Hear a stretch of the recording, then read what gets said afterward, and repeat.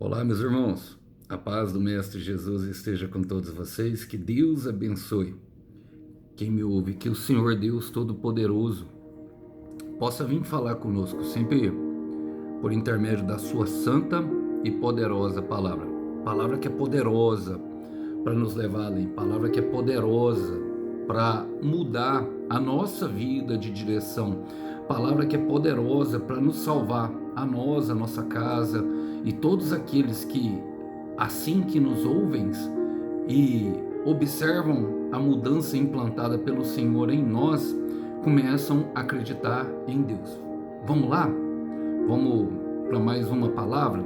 Que o Senhor Deus Todo-Poderoso possa vir falar conosco, sempre por intermédio da sua santa e poderosa palavra. O texto hoje, para nossa breve reflexão, encontra-se no na Epístola de Paulo aos Romanos, capítulo 7, a partir do verso 4, eu quero ler. Diz assim: Assim, meus irmãos, vocês morreram para o poder da lei quando morreram com Cristo, e agora estão unidos com aqueles que foi ressuscitado dos mortos. Como resultado, podemos produzir uma colheita de boas obras para Deus.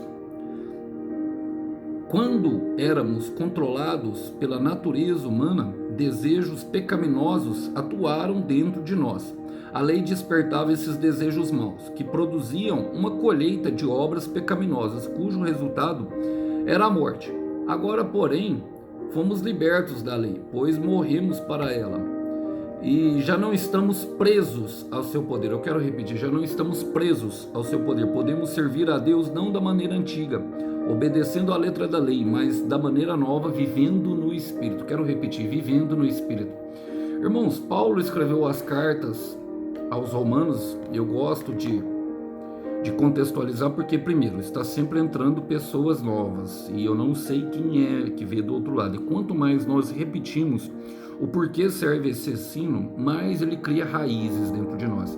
Há uma igreja que estava dividida por causa do falso ensino, que pregava justamente ali a antiga aliança, o corte do prepúcio dentro de outros costumes judaicos que eram implantados dentro da igreja cristã com uma finalidade: obter salvação ou um favor de Deus por aquilo que nós fazemos. E Paulo traz essa carta justamente dizendo que nós somos salvos pela fé e não por obras. Embora nós sejamos salvos para as obras, e sim é o que ele fala aqui, nós não somos salvos por aquilo que nós fazemos.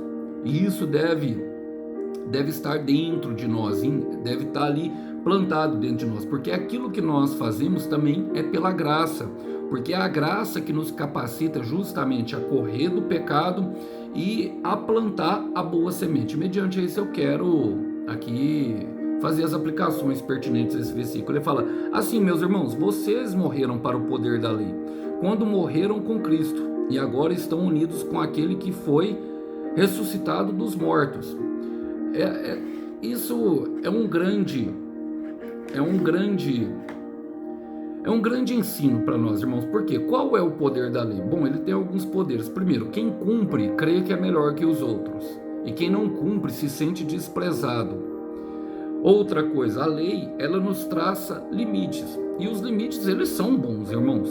Logicamente, hora ou outra, para fazer o bem e para fazer algo, nós precisamos ultrapassar algumas barreiras que são colocadas dentro de nós e dentro da nossa mente desde quando nós nascemos, justamente pela lei, entre certo e errado. E logicamente isso muda de pessoa para pessoa. Eu não estou dizendo aqui, irmão, por exemplo, das leis santas, os 10 mandamentos: não matar, não roubar, não mentir. Isso é para todo mundo, irmão. Isso nunca vai fazer o bem. Não existe mentiria branca, não existe quem rouba e faz o bem. Mas estou dando, por exemplo, quero dar um exemplo da minha vida. Um dia, trabalhando, eu peguei uma mulher e ela era cuidadora de idosa, e ela estava cuidando de uma idosa que estava passando mal. Ela perguntou se eu poderia fazer a próxima corrida e cobrar a parte. O detalhe era que a mulher estava infartando, e eu tive que correr com ela e atravessar o sinal vermelho, irmão. Só que quando eu cheguei no médico, eles me procuraram depois pelo aplicativo, e a filha me agradeceu muito, porque o médico falou que se eu não tivesse cuidado, se eu não tivesse chegado lá, ou eles tivessem esperado a ambulância, 15 minutos depois a mulher teria falecido. A mulher até me agradeceu ofertando financeiramente um dinheiro na minha vida. A filha dela morava em Londres. Isso é um exemplo. Outro que eu tive foi também uma mulher que estava grávida a 1h30 da manhã e parecia cena de filme, irmão. O irmão Alisson correndo pelas ruas da cidade, mais apavorado que as duas irmãs, que eu peguei elas lá e fui levar num hospital que estava a uns 11 quilômetros de distância. Eu corria e pensava que nunca isso ia acontecer comigo. Então é para esses casos, irmãos, é para fazer o bem, logicamente. Deus nos concede graça. E mais do que isso, ele nos surpreende com a boa vida, com a intenção de fazer o bem. Ele fala, o poder da lei quando morreram com Cristo, agora estão unidos com aquele que foi ressuscitado dos mortos, para fazer o bem. Olha, nós vemos a história de Zaqueu em Lucas 19. Zaqueu era um homem muito odiado. Por quê, irmãos? Primeiro, ele se associou justamente aos romanos, que oprimiam o povo. Por esse motivo, ele já era totalmente isolado. Mas mais do que isso, ele também era o chefe dos publicanos, do povo que cobrava impostos. Então, a cobrança de impostos em si não era bem vista. Esse é o segundo, não era bem vista pelos israelitas. E como ele comandava todos os publicanos, ele tinha muito poder. Terceiro, ele agia de forma corrupta, ou seja, roubava do povo. E isso está declarado na própria palavra que ele devolve logo depois. Então, jamais Zaqueu poderia ter um encontro com Jesus. E quando eu vejo Zaqueu subindo em cima subindo da figueira, aquela figueira que tem justamente a tipologia de Israel, mas não vou entrar nesse mérito, eu lembro justamente daquelas cenas que nós já vimos, muitas vezes eu vi na TV quando eu era pequeno, artistas famosos chegando ou em Gramado ou então mesmo em Hollywood, se apertando, as pessoas se apertando ali para ver. Era como Jesus andava, irmão, era daquela forma. E Zaqueu subiu para ver. Agora eu penso que surpresa gostosa quando em Lucas 19:5 ele fala, quando Jesus chegou àquele lugar, olhou para cima e disse, Zaqueu, desça depressa, pois hoje convém-me hospedar em tua casa. Primeiro, ele chama Zaqueu pelo nome, e assim Deus nos conhece, cada um por nosso nome. Agora, mais do que isso, ele estava só numa tentativa de olhar, e jamais pensou que o Deus Todo-Poderoso, mediante aquele aperto, ou até mesmo ali aquela multidão que o rejeitaria, às vezes até agiria com violência, que ele olhasse para Zaqueu. Mas Jesus, ele é diferente, irmãos, e ele não se importa com aquilo que está acontecendo no nosso cenário. Como Zaqueu era desprezado, e eu creio que ele faz parte de uma das obras de Jesus, Zaqueu foi um escolhido para que a graça adentrasse a sua casa, até mesmo rompendo os limites, vamos dizer, da lei, porque ele era totalmente, irmão, sabe, menosprezado. Ele não poderia nem frequentar a sinagoga, e creio que os filhos deles nem teriam educação israelitas. Era um israelita que de fato foi excluído por causa da sua condição, daquilo que ele vivia à margem da lei e um pouco acima, vamos falar. A palavra continua falando, assim, como resultado, podemos produzir uma colheita de boas obras.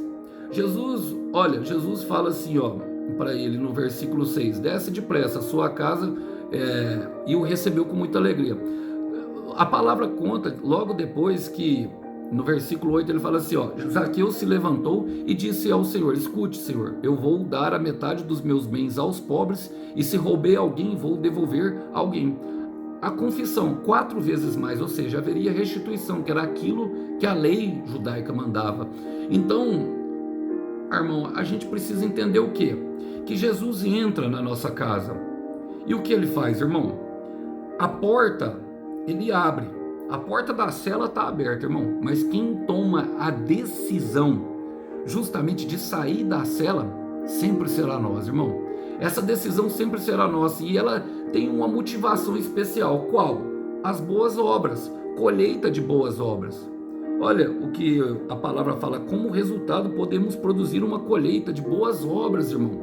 Então a porta da cela está aberta. Quem abriu? Jesus. Quando o sangue dele pingou na terra, queria dizer para nós que era a semente de um novo tempo que estava começando. Agora, andar nas obras que de antemão, que nos garantem justamente o aperfeiçoamento do mestre, ou seja, no propósito dele é uma escolha nossa. Efésios 2:10 diz que nós somos salvos, 8:9 diz que nós somos salvos por meio da graça, não para que nós gloriemos, mas sim uma dádiva de Deus. E no versículo 10 fala para que nós andássemos nas obras que de antemão ele nos preparou. Isso é importante que nós mantenhamos em nosso coração. Por quê? No versículo 5 ele vai dizer o seguinte: quando éramos controlados pela natureza humana, desejos pecaminosos atuavam dentro de nós. E aqui é o problema da lei. A lei despertava esses desejos maus que produziam uma colheita de obras pecaminosas, cujo resultado, Zaqueu roubava, irmão. Passava além. O poder que ele tinha, justamente que vinha pela lei dos romanos, dava um poder para ele de ultrapassar. É aquela coisa, aquilo que é mais proibido é gostoso, ou seja, os outros não me ajudam, eu mesmo faço as minhas leis. Resultado era a morte, e isso traz um resultado, irmão. Agora, eu gosto e eu quero me apegar à expressão quando éramos, é o que Paulo fala justamente para a igreja de Roma. Olha a expressão, quando éramos controlados pela natureza humana. Eu creio que eu prego aqui para pessoas que não são mais controlados, que às vezes podem até tropeçar por causa do cansaço da caminhada, podem tropeçar por causa da opressão de Satanás, mas sempre que estão dispostos a nos levantar. Hoje eu, numa conversa com a minha mãe, a gente falava sobre isso. A pia estava muito suja, aqui em casa nós temos um lava-louça ali, e eu brincando com ela ali, falando que era o ministério dela, mas que a pia igual nós é o nosso pecado. Falei para ela, falei assim, ó, que se nós deixarmos ele ficar ali muito tempo, irmão, é mais difícil de pedir perdão, é mais difícil de se levantar. Então a gente tem que ir bem rápido, mas mais do que isso, quando éramos, ou seja, nós temos sempre que nos lembrar da onde que Jesus nos tirou, irmão, sempre, sempre, sempre.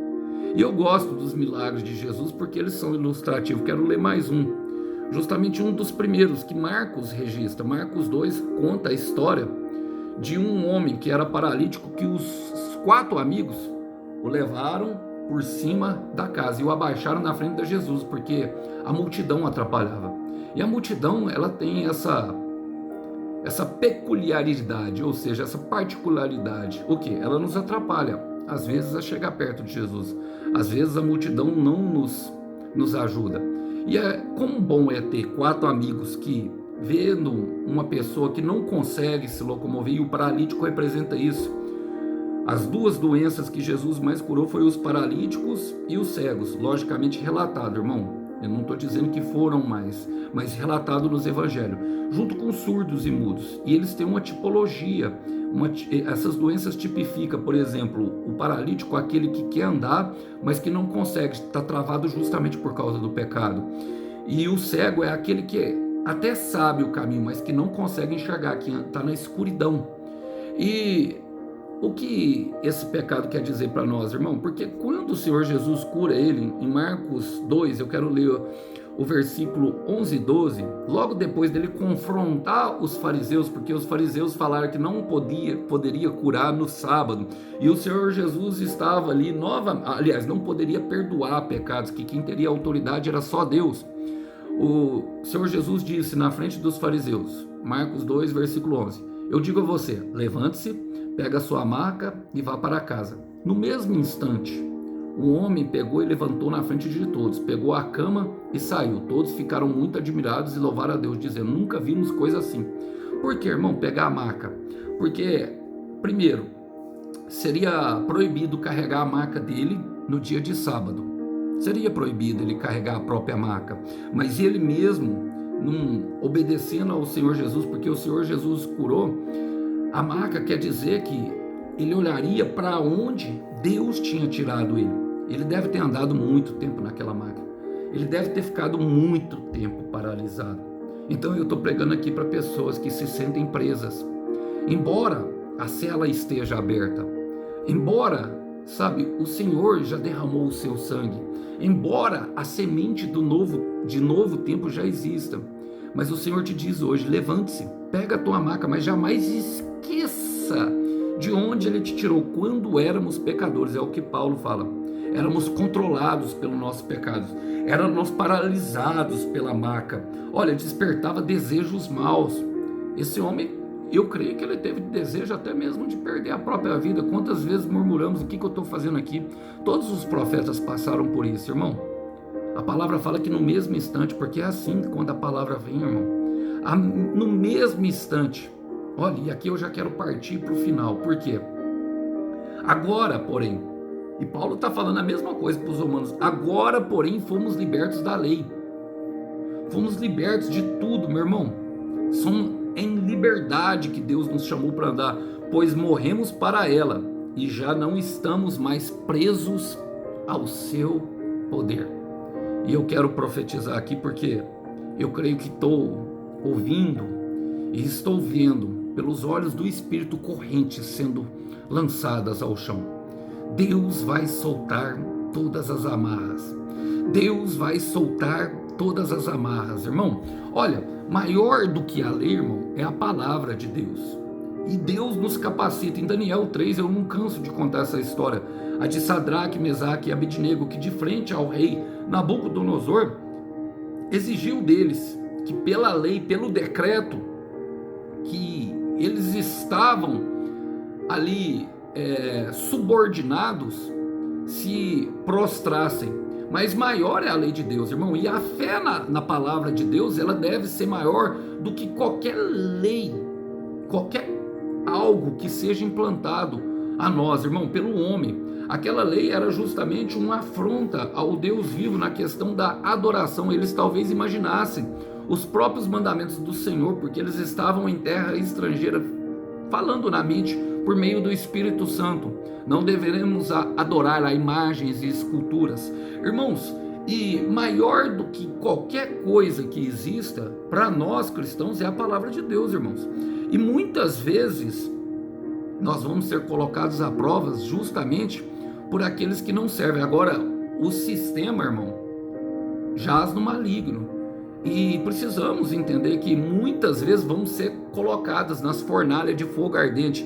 E eu creio que esse texto que eu vou ler para vocês de Hebreus 11, capítulo 23 e 24, se refere um pouco a Mesaque, Sadraque e Abednego, porque quando eles andavam na fornalha, as amarras se soltaram. A palavra de Deus nos traz isso, mas eu quero ler Hebreus 11, 23, fala: foi pela fé que os pais de Moisés, quando ele nasceu, esconderam durante 3 dias.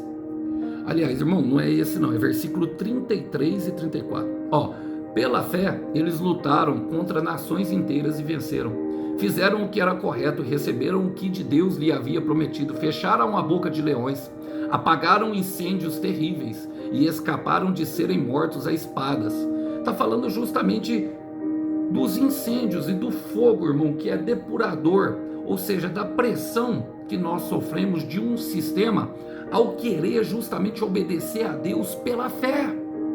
Pela fé, irmão. Por quê? Porque quando nós seguimos nisso, Paulo diz, podemos servir, porque as amarras foram soltas, irmão. Podemos servir a Deus não da maneira antiga, obedecendo à letra da lei, mas da maneira nova. Por quê, irmão? Olha, Paulo fala que a letra mata e o Espírito vivifica. E Deus nos chamou, irmão, para andar em liberdade. Liberdade para servir. Liberdade para viver.